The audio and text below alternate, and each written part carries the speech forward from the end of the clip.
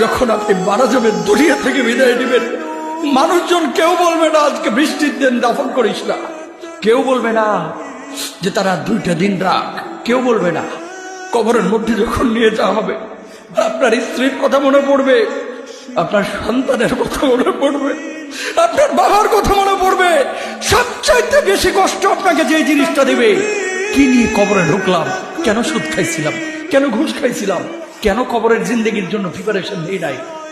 দুনিয়ার জিন্দেগিতে একটা মামলায় ফেসে গেলে সুপ্রিম কোর্টে যাওয়া যায়, উচ্চ আদালতে যাওয়া যায়।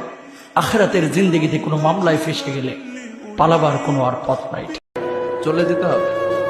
দালান ঘর, বাড়ি ঘর, টাকা পয়সার জন্য পাগল হয়ে থাকে আমরা, কিন্তু এটা আমার আসল ঘর নয়।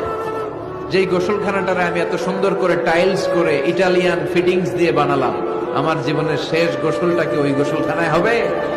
কথা বলেন, যেখানে লাশ ধোয়ায় ওইখানে আমার গোসল হবে। এগুলো আমরা ভাবতে চাই না।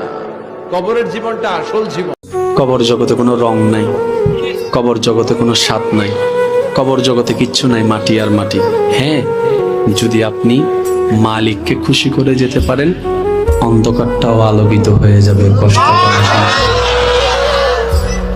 আপনার কবরের চিন্তা আপনি করেন, আমার কবরের চিন্তা আমি করব। আপনি আমাকে বেশি থেকে বেশি উৎসাহ দিতে পারবেন, ভাইয়া কবরটা সাজাইলা, সারা জীবন শান্তিতে থাকতে পারবেন। এটা হচ্ছে মুসলমানের নিয়ম। বলেন, কবর প্রতিদিন ডাক দিয়ে বলে আনা বাইতুদ দুধ। প্রত্যেকের কবর প্রত্যেককে ডেকে বলে, ও আল্লাহর বান্দা, জানো আমি পোকামাকড়ের ঘর, পোকামাকড়ের ঘর।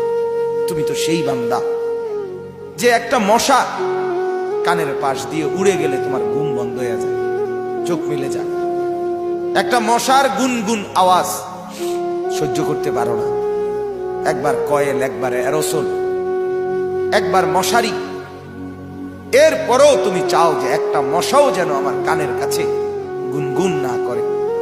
তো 5 ঘন্টার ঘুমের জন্য, 6 ঘন্টার ঘুমের জন্য বান্দা এই যত্ন নিলা, অনন্তকাল কিংবা বছরের পর বছর কবরের যে ঘুম দিবা, পড়ে থাকবা সেই ঘরে, পোকা মাকড়ের ঘর, সেই ঘরে তুমি ঘুমাইবা কেমনে, থাকবা?